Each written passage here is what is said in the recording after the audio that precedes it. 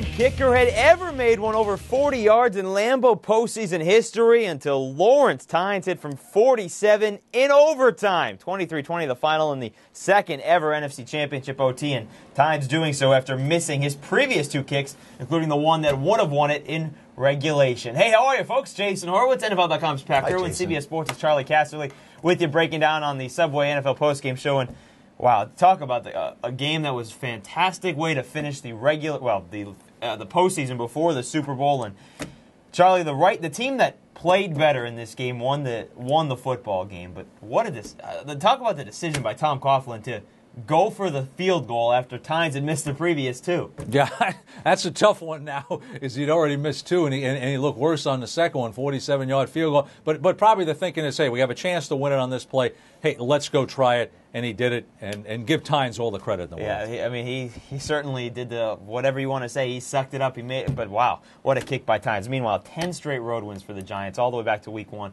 Unprecedented. They go into Arizona now with all this momentum, and they're taking what Pittsburgh did a couple years back, winning 3 on the road in the postseason. How'd they do it, Pat? Well, I think they got stronger and stronger. And Eli Manning, a couple things today that struck me. Eli Manning has really come of age. We saw his dad up there, his hands on his head. He couldn't watch every time. But Eli, what great composure.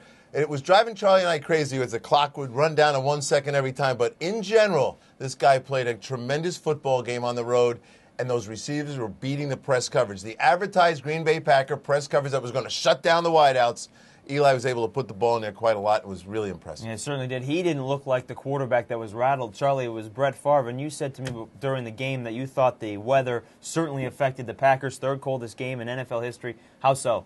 Well, I think when you look at it, the Giants were actually built better to play in cold weather. Why? Because they got a balanced attack. They could run the ball and they could pass the ball. What happened to Green Bay today is the Giant defensive line outplayed the offensive line when Green Bay tried to run the ball. Green Bay became a one-dimensional football team. You can't be a one-dimensional football team when you play in weather like this.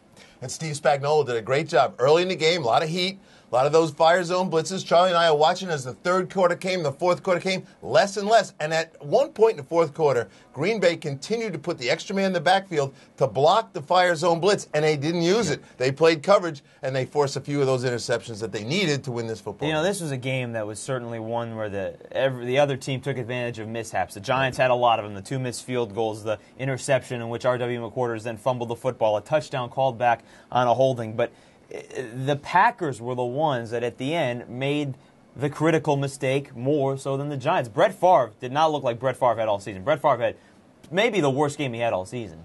I think we talk about the value of good pass rush, and when they were able to establish not sacks, but the ability to make that clock tick in Brett's head, because you said to me during the game, he hasn't gone to Greg Jennings in a while. And so what happened to him? It narrowed his focus of where he could go with the football. You got to give credit to the entire Giant organization from top to bottom. And one guy that, Charlie, you got to give credit to, and we talked about this beforehand, Ahmad Bradshaw, what he's done in the playoffs and what he did today. Change of pace from Brandon Jacobson. He was fantastic in the second half. Well, it was interesting. Last offseason, we go back to right now, they lose Tiki Barber. They want to give Brandon Jacobs a chance to be the guy. Now, I thought he could be the guy, but you needed a change-up guy. So that was it. They didn't sign Dominic Rhodes in the offseason. They were hoping to get somebody in the draft. 7th round, they get Ahmad Bradshaw. Now, Derek Ward emerges that.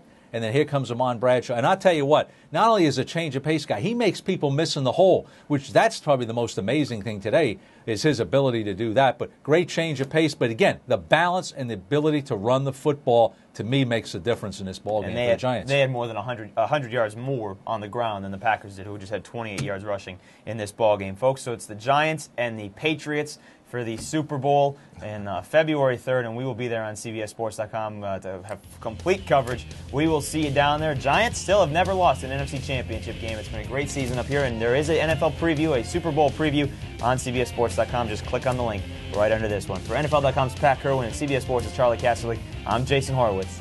Take care.